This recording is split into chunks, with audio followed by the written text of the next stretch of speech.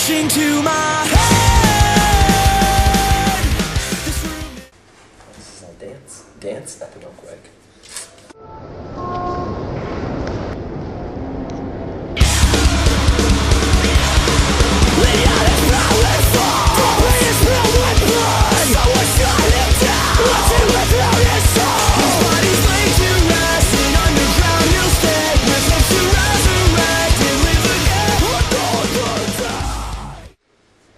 Hi, we're Silverstein. Well, 2/5 of Silverstein. I am Paul, I play drums.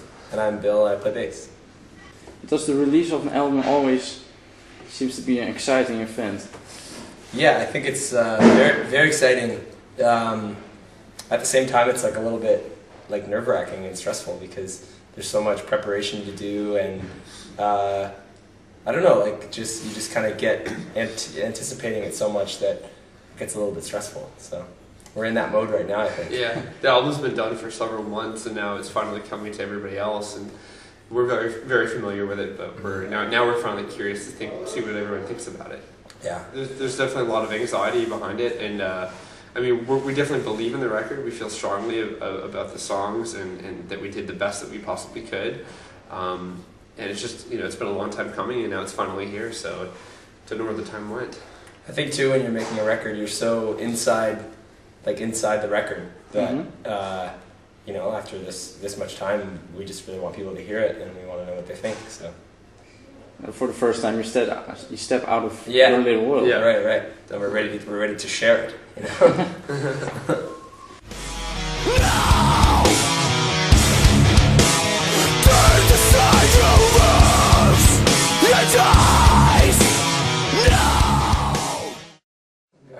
I don't know. I guess for Rescue, our new album, it's just it's our 5th album. It's kind of just a return to just like the best songs that we could possibly put together and the best arrangements. And the last record was like more of an in-depth, record with like the concept and all the themes and all the recurring themes and stuff that we tried to really present to our fans. This time, it's just great songs. We wrote it over the course of a year. We put it together. We refined it.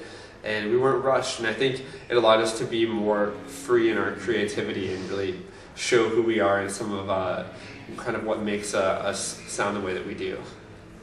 Is that related to your departure from Victory Records? I don't think, I think that's part of our personal experiences, which are always incorporated into the music, but, we pretty much put this record together when we didn't have any label involved. So it was a lot less stressful. Like we didn't even know when we were going to record it or when it would maybe come out or on what label. We just had these songs coming together, and it was a very natural process. Yeah, there was no deadline. Yeah, that was a new thing. I mean, because any band that has a recording contract has a deadline to make a record, and this time we had none, and that's what's truly unique about it, I think. Yeah, before the album, you had an EP called Transitions. Why call it Transitions? I think it just really stood for what it was for.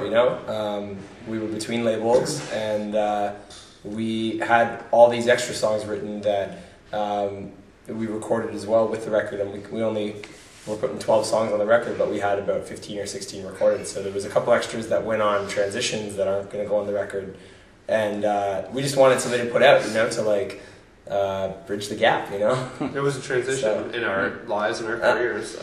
And we had some touring that we wanted to do and wanted to have some new songs to play and to release at the time, so it just really served that purpose really well.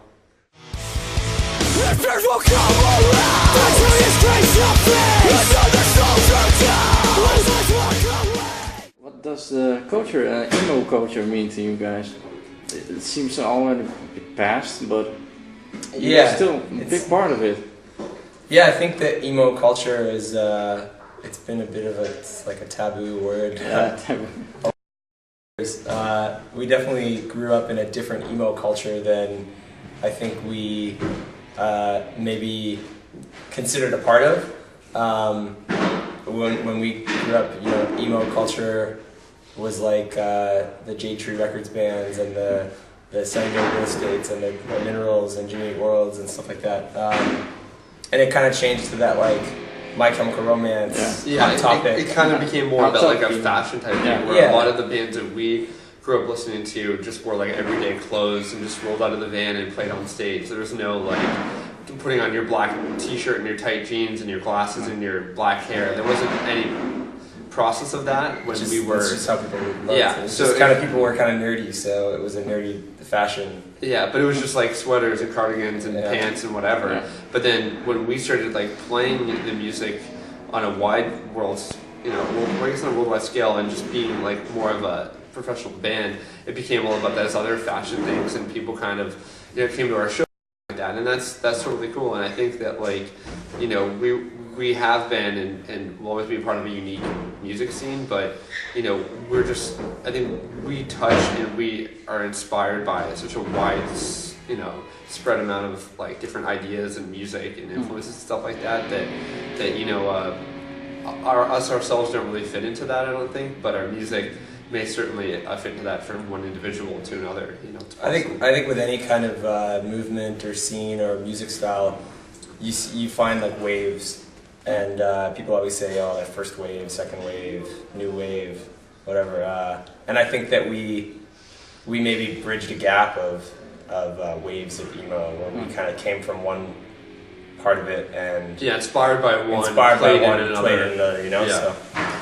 So I think that's where we fit into that, but it doesn't. I don't think any of us have ever said, "Oh, we have to be emo. We have to look emo." Yeah. We've never worn makeup or anything, and we've never, tried to stylize ourselves as an emo fashion band or anything like that. So I don't know. People label a band so you can explain them to your friend, And if two people have an understanding, they both listen to similar music, and they're like, oh, this is a metal band, this is an emo band.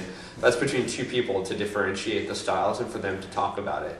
And it's just an adjective, you know what I mean? It's just something that's part of language, and that makes sense to people, and that's why some bands will be like, I don't want to hear associated with it. It's like, well, it's just calling your band good or bad. It's the same thing. Yeah. It's like using an adjective to describe music that two people can relate to, and that's very an important part of discussing and sharing music with other people. And I would never say we're not an emo band, because we are an emo band. We've always been an emo band. In what sense? But I think that the term emo has just been. It's like Paul said, like it's a way of telling from one person telling to another person, or one person telling to many people.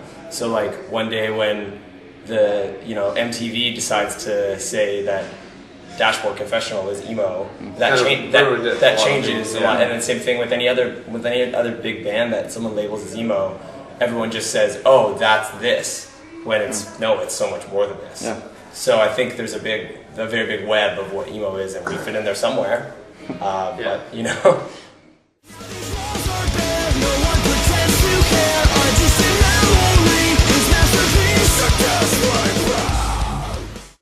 So any future plans besides the album? A lot of touring. Yeah, just touring to support the record. Now that it's coming out, we want to actually be out there playing these songs for people and sharing it and being around the fans that support it, and that's a big part of the new album. Yeah, I think as well in the year plus that we spent writing the record, and all last year we only did 2 tours, and they were both in America. So I think that now it just gives us the opportunity to travel again and get back to, here we are in Amsterdam and Europe, and we want to go back to all the places that we've been over the years. So, and more places. There's so many countries we've never been to that we want to go back to. So. Yeah.